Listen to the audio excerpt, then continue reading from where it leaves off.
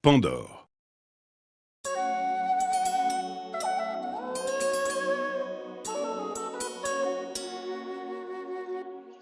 Lorsque Zeus créa le monde, seuls les hommes peuplaient la terre. Ils étaient protégés par Prométhée, un titan farouchement opposé au pouvoir suprême du père des dieux. Dans la guerre qui opposait Zeus au titan, le rusé Prométhée parvint à dérober le feu aux divinités de l'Olympe et le donna aussitôt aux hommes. C'est ainsi qu'il subit le terrible châtiment qui l'enchaînait au Caucase.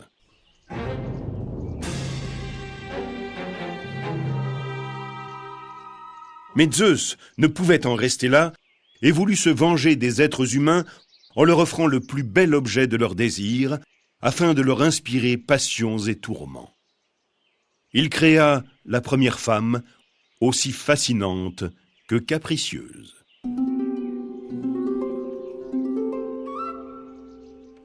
Pandore, c'était son nom, fut façonnée à partir de l'argile.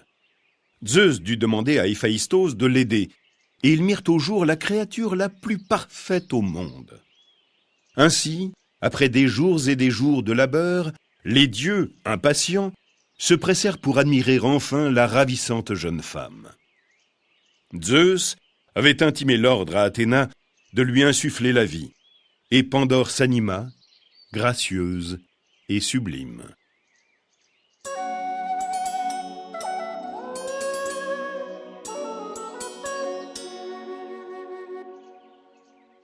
Mais elle ne pouvait se présenter ainsi aux hommes, et la déesse dut dissimuler sa nudité sous un voile vermeil et étincelant, alors qu'Aphrodite la parait de somptueux atours et donnait à ses traits le privilège de la beauté, auquel nul être ne saurait résister.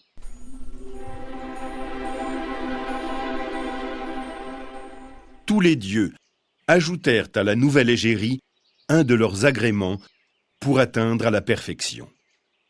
Ainsi, douée de tous les talents, elle excellait aussi dans l'art du mensonge, tel que l'avait voulu Hermès. Zeus n'était que trop fier de son admirable créature dont la tendresse n'avait pas d'égal, et il décida de la présenter à l'homme. Or, Prométhée avait un frère, Épiméthée, connu pour être quelque peu déraisonnable. Zeus décida de lui offrir la main de la douce Pandore. À sa vue, Épiméthée fut aussitôt envoûté par le charme de cette créature. Un sentiment jusque-là inconnu l'étreignit. L'éclat du regard de la jeune femme suffisait à inspirer la passion et l'émerveillement. Elle était si somptueuse qu'il en oublia la promesse faite à son frère. Il avait fait le serment à Prométhée de ne jamais accepter de présents provenant de Zeus. Mais il avait été foudroyé par l'amour et aurait donné sa vie pour passer le restant de ses jours auprès de la belle Pandore, qu'il gardait alors jalousement près de lui, loin des regards envieux des autres hommes, s'évertuant à satisfaire le moindre de ses désirs.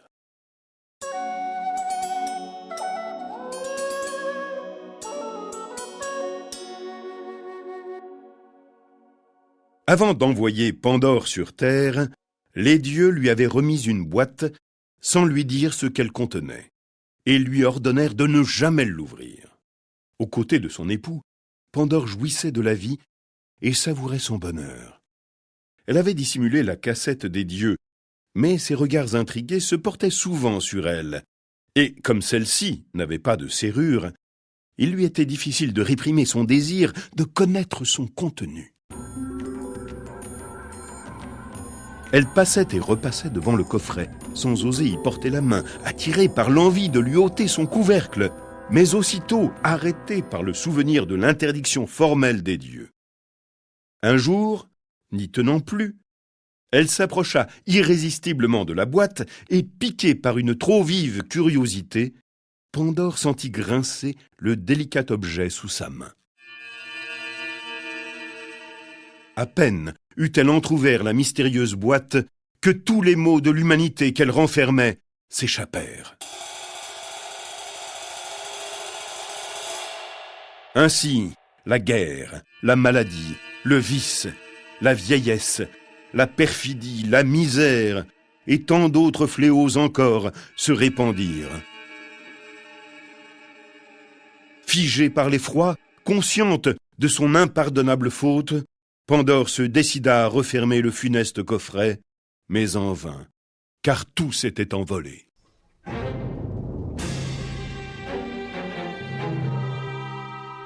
Tout, à l'exception de l'espérance, qui s'éveillait lentement au fond de la boîte, fragile et solitaire.